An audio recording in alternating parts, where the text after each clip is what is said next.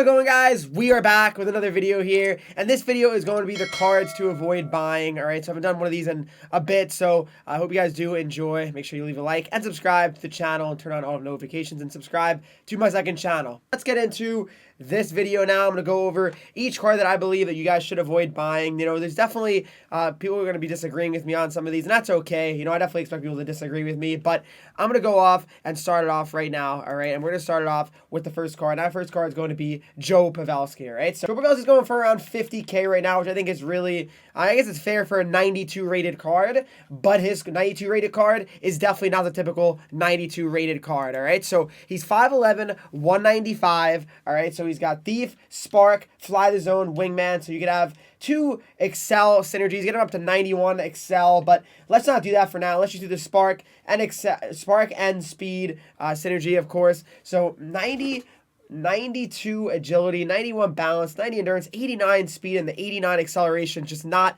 really great on this card at all. Total Eclipse, I mean, okay abilities. Shots is pretty good, though. 93, 92, 94, 92, but I just feel like this card in general doesn't really provide much. 88 face-offs, 89 speed, though, for a 92 overall player. Joe doesn't really play that well in this game, unless you're looking for someone that wants to, you know, deflect pucks home every shot. That'd probably be the only real reason why I would be doing that, is having him, because I just feel like there's no reason to have this card, because he's just not that great. I mean, I really don't have a great thing to say about Pavelski at all. Maybe that's toxic, I don't know, but I feel like Pavelski's not the guy to pick up, all right? So let's move on to the next card.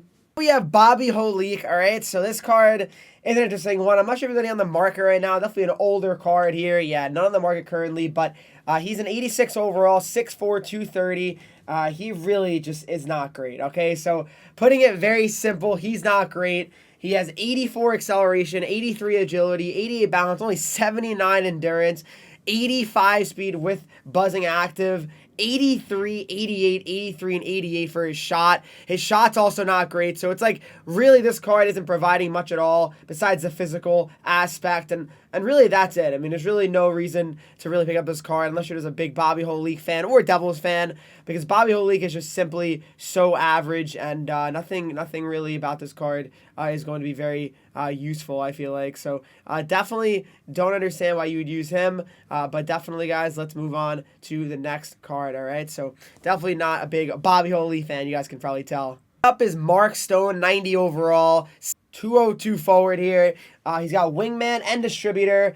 Mark Stone has Crease Crasher and Shutdown as his abilities. His Excel's at 87, 88 agility, 90 balance, 90 endurance, 87 speed, though. So another one where he's just got no speed to him. I mean, and skating's so important, especially right now in the game, because everyone has such fast skating. I mean, if you're not able to keep up with the other players, you're gonna have a hard time. If you're gonna have a lot of players that, you know, have 95 speed, and then you have Mark Stone out there, 87 speed with a 95 speed center, it's like, how's that gonna work? It's not gonna work, guys. It's simply not gonna work. You need to have at least 90 plus speed, in my opinion, to keep up with the rest of the cards that are coming out right now. It really makes a lot of sense. So you got the shooting of 91, 93, 91, and 92. So a pretty decent shot for 90 overall. His abilities aren't terrible. Shutdown's nice.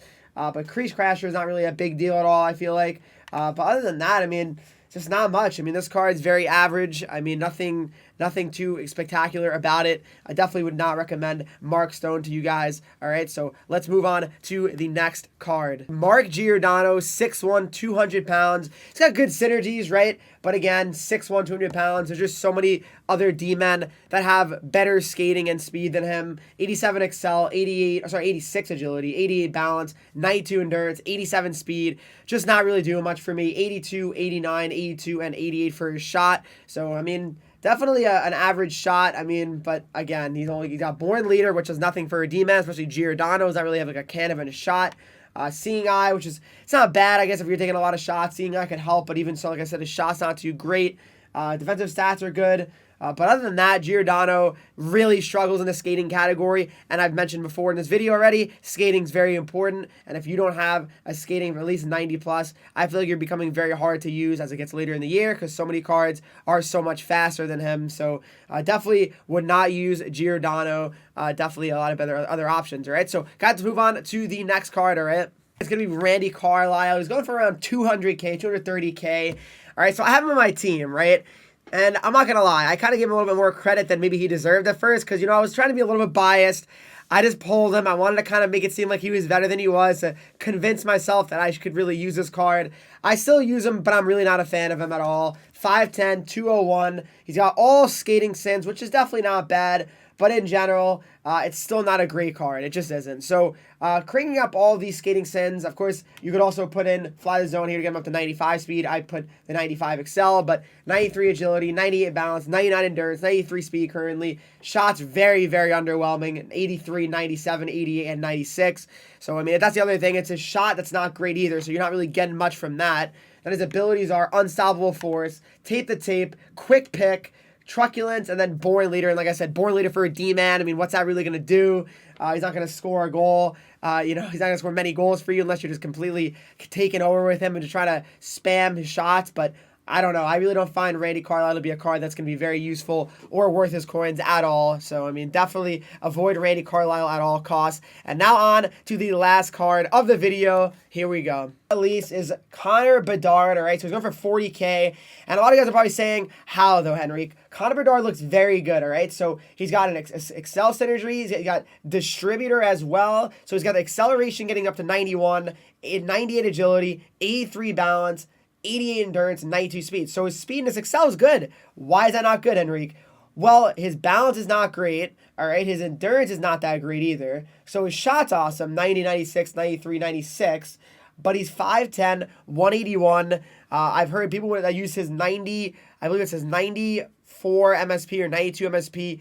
I believe it's 92, and he's just not great. People have a hard time using him. He gets bumped off the puck very easily, and that's just not really what you want. It's not really what you want from a card. You want your guys to be strong on the puck, and Connor Bedard is just not that. His abilities are puck and a string, and then it's tricky, so definitely nothing too crazy about this card, but I'm not a huge fan because I know he gets knocked off the puck quite a bit, and that's a huge issue, and you don't want that. There's no reason to have a card that just cannot hang with the other opponents, especially when there's all these big defensemen like Victor Hedman, Brent Burns. You need guys that are probably at least 5'11", 6 foot, 6'1"-ish to, hold on to the puck because it's going to be really hard to hold on to the puck with Bedard. So there you go, guys. Hopefully you did enjoy this video. If you did, make sure you leave a like. Subscribe if you're new here. Follow me on Twitch, Henreek, Instagram, Twitter, TikTok, Henreek with 3 E's, and join the Discord. Talk to me. Follow and subscribe to the channel. Thanks so much for watching, guys, and I'll see you in the next video.